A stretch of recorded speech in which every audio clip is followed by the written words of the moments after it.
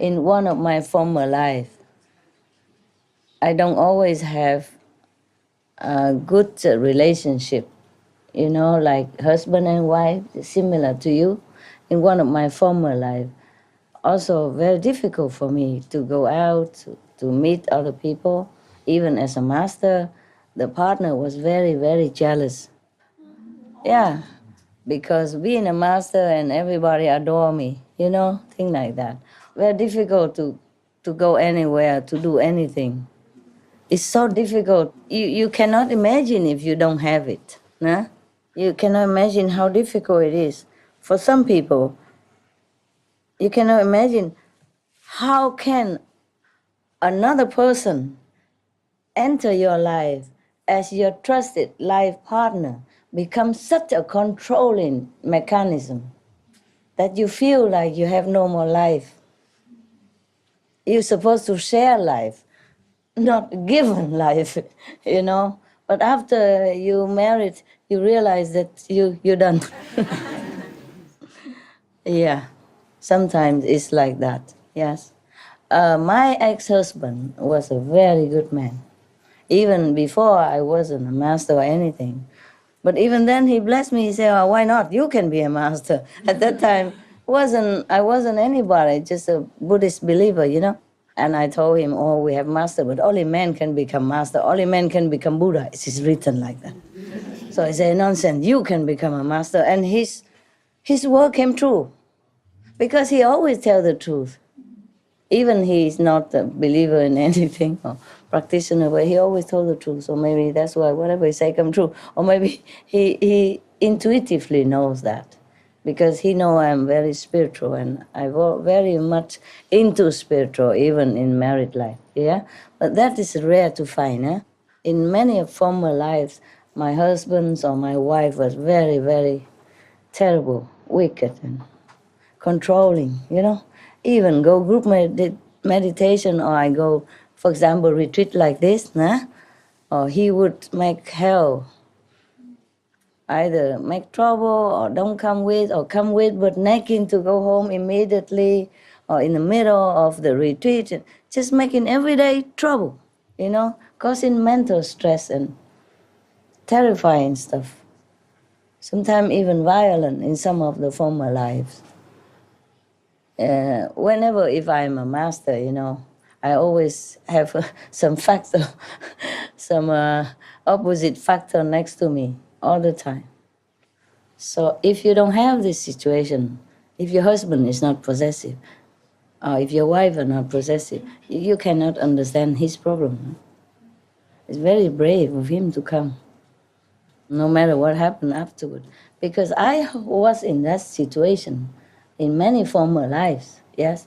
It was like I'm going to do something bad or something, just to go out and retreat. As a master, not just even a disciple, understand me?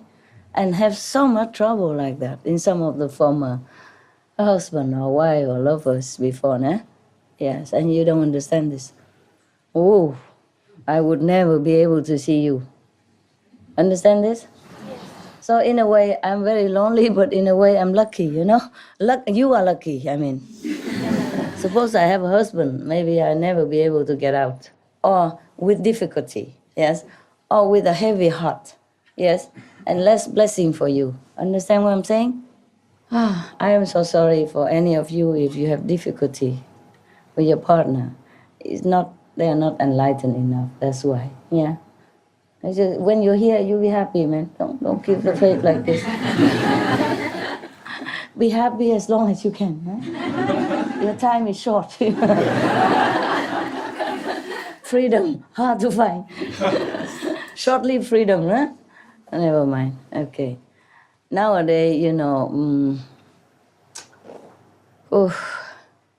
even if you say nowadays it's easy to divorce or separate, but still, meanwhile, you still attached to that person and you still hope to work it out. And that meanwhile time is long, man. You feel very depressed sometimes and you feel suffocated. Even you do nothing wrong. Like you come to group meditation, you eat vegan and you meditate, What wrong can that be? Huh? How wrong can that be? In Japan, uh, most of the company would pay for the employee to go to the Zen monastery to meditate for some time. Yeah, and they pay for those days so that the employee become more enlightened.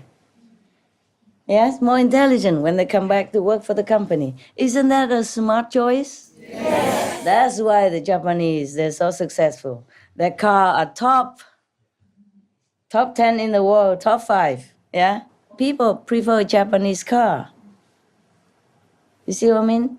Even if somebody has fool around and make their some mechanism bad in some few months, few years back, they still buy Japanese car.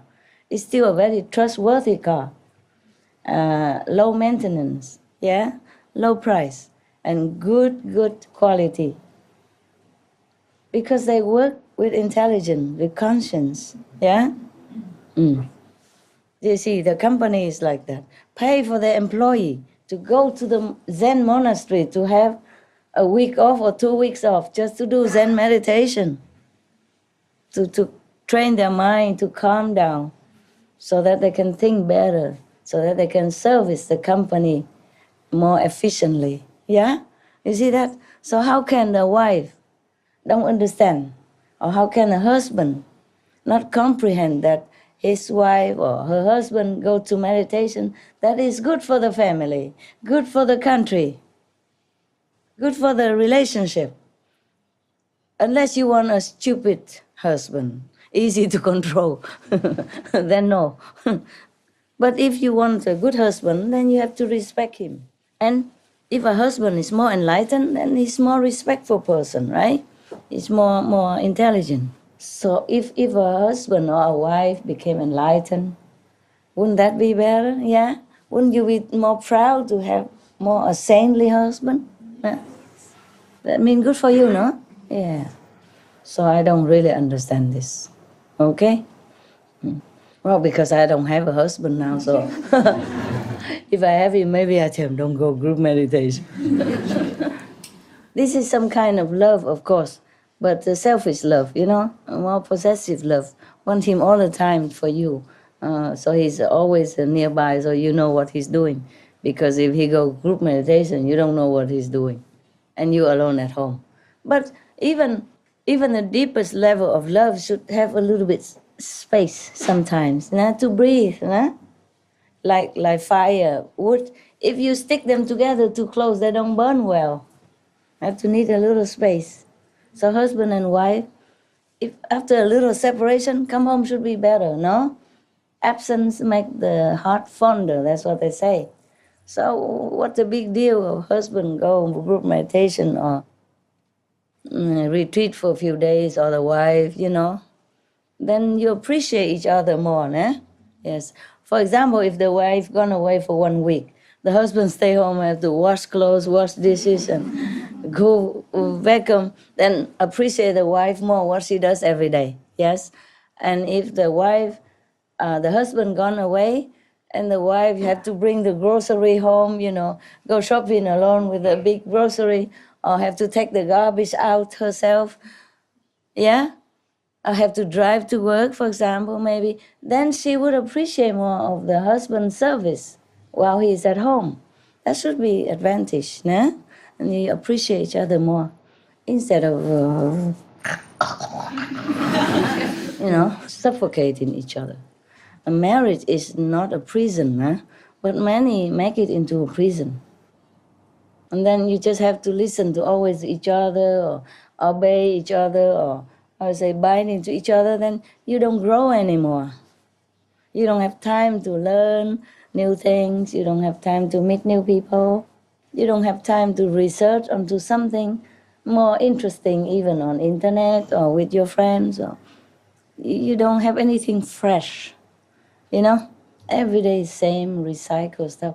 And of course, and after a while, you know, maybe the husband has been patient or the wife has been very, how you say, docile, but after a while get fed up.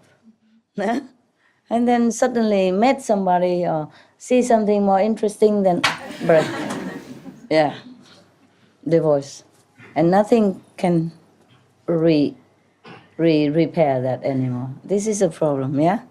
The more you suffocate, the more people want to open, yeah? Get out and have some fresh air. Right, Freddie? You know everything. You're wiser now, nah? Wiser now. You open up, you say, I used to be married, yeah, not more? so I know you're right. How come? I didn't tell you divorce, did I? No, No, but what happened? I was married. It's a long story. You was married, and after you finished, Yeah, you divorced now. You happier or not? I'm happy. And lonelier, yeah. I'm happy. Happy is good. Okay. If you're happy, it's good. And she's happy too? I guess so. Oh, good. Then it's fine. If you're too happy, then that's your business. Nah? Whatever you do with each other or with your life.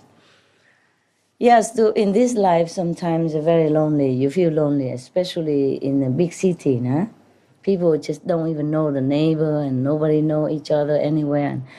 And you stay in one apartment or one room alone, or one house, you feel lonely. So you feel like if you have a partner, this would be nice, company, somebody talk to, hold hand to go to the beach and go to tea house and together, but after 1 or 2, 3 months or weeks or something, it's not the same anymore. Most people tell me that. Why don't you keep it the same? Nah? Keep everything like the first days. Then you will enjoy your marriage. Marriage can be very good. Yeah, of course, because I'm single and I have more time to meditation, so I can reach higher, yes. If I were married, maybe I can't do this much, yes, maybe. Yeah. So in a way, I feel I'm very lucky to be single, to be alone. But in a way, sometimes in some of my lonely moments, nobody there. You are different, okay? Even if you stay with me, you're different. A husband and a wife, if it's a good, they would die for each other. Understand me? They would take care of each other. It's a difference between the master and disciples. It's a different kind of love. This is just a love of general, yes? But the husband and the wife, they would sacrifice for each other. They would understand each other in the moment of sadness or sorrow or joy. You see? That is a real marriage. And in a way, if I have such a marriage like that, I would also be happy, yes? But because I know if I have such even lousy or good marriage, I would not be able to go such high. So in a way, I don't regret not to be married anymore. But sometimes when I have no one around, I also feel like if I have a husband, he would understand me. That he would give me a hug or something like that and tell me everything will be okay tomorrow. Something like that, this kind of Hollywood stuff. Otherwise, I'm really glad, that I don't have a husband. Because if I have, I would be like more devoted to family life also. This is unavoidable. You see what I mean? And then I have to take care more of things and go more to coffee shop, go more to restaurants, go more walking on the beach, go more dancing together or whatever that. See, just the couple would do, yeah? Even if I meditate, but I cannot just neglect the guy next to me who wants to go movies or who want to go coffee shop, and then I will be tempted. Say, oh yeah, I meditate too long already. I'm fed up. Let's go. But if nobody there to tempt me, then I just have to accept to go back meditation again. Yes, you see what I mean? Because your mind can be tricked into thinking, okay, you meditate enough today. The world is rescued. 3% already. Okay, another percent, you come back tomorrow.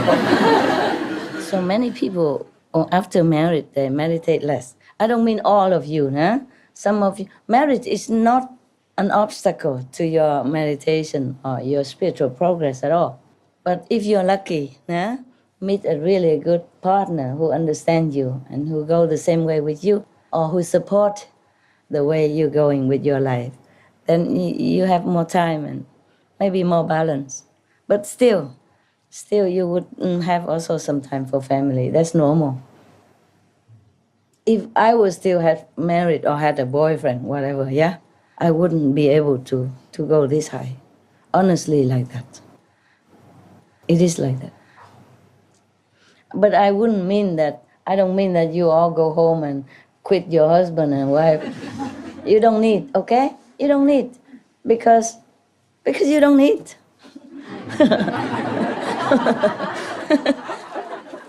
You don't need to go higher than the fifth plane, huh? And you have a married husband or wife, you still can go to the fifth plane, okay? If you balance your life between family and meditation, you can still go.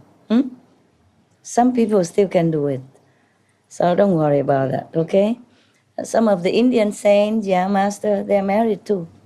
In fact, most of the San saints I know, yeah, the one that also teach light and sound, they all married. Okay, yeah, and they still can reach. Some reach a fifth level. Like Master Baba Sawan Singh, he was in fifth level, for example, like that, yeah, and others after. Okay, some not, but some are. That you were someone. Who said that? I heard it, I think you said it once. Not I say, somebody else said it. One of the Indian disciples saw that I was Baba Sawan Singh. And he was the disciple of Baba Sawan Singh before, before the master died. And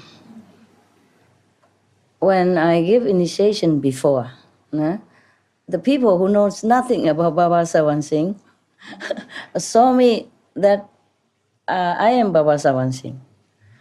Because she asked me, who is this Baba Sawan Singh? And I say, what about him? He say, I saw you during initiation that you are him.